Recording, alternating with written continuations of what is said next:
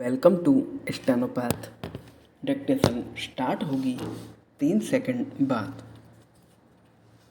Start. प्राचीन काल में अधिकांश सभ्यताओं का उदय नदियों के तट पर हुआ है, जो इस बात को इंगित करता है कि जल जीवन की सभी आवश्यकताओं को पूर्ण करने के लिए अनिवार्य ही नहीं बल्कि महत्वपूर्ण संसाधन भी रहा है। स्टॉप।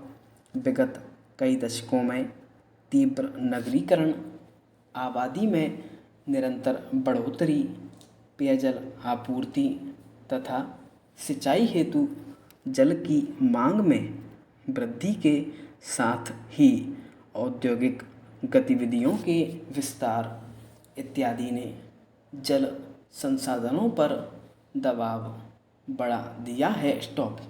एक और जल की बढ़ती मांग की आपूर्ति हेतु सतही एवं भूमिगत जल के अनियंत्रित दोहन से भूजल स्तर में गिरावट होती जा रही है, तो दूसरी ओर प्रदूषकों की बढ़ती मात्रा से जल की गुणवत्ता एवं उपयोगिता में कमी आती जा रही है। स्टॉप। अनियमित वर्षा, सूखा एवं बाढ़ जैसी आपदाओं ने भूमिगत जल पुनर्भरण को अत्यधिक प्रभावित किया है। स्टॉप। आज विकास की अंधी दौड़ में औद्योगिक गतिविधियों के विस्तार एवं तीव्र नगरीकरण ने देश की प्रमुख नदियों, विशेष रूप से गंगा, यमुना, गोदावरी, कावेरी, नर्मदा एवं कृष्णा को प्रदूषित कर दिया है। स्टॉप। जल की गुणवत्ता में गिरावट का एक प्रमुख कारण बढ़ता जल प्रदूषण है। स्टॉप।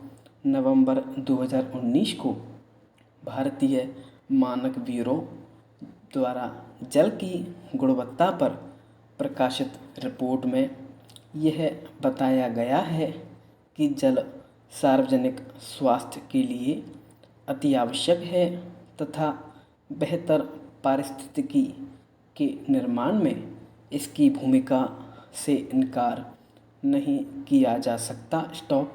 रिपोर्ट द्वारा प्रदर्शित आंकड़ों ने एक बार पुनः जल की गुणवत्ता संबंधी प्रश्न को चर्चा के केंद्र में ला दिया है। स्टॉप। संपूर्ण जल का लगभग 97.25% हिस्सा महासागरों में विद्यमान है, जो खारा होने के कारण पीने योग्य नहीं है। स्टॉप। शेष 2.75% पेयजल सतही एवं भूमिगत जल के रूप में पाया जाता है। स्टॉप। मृदु होने के कारण यह जल पीने तथा अन्य कार्यों के लिए सर्वथा उपयुक्त होता है। स्टॉप।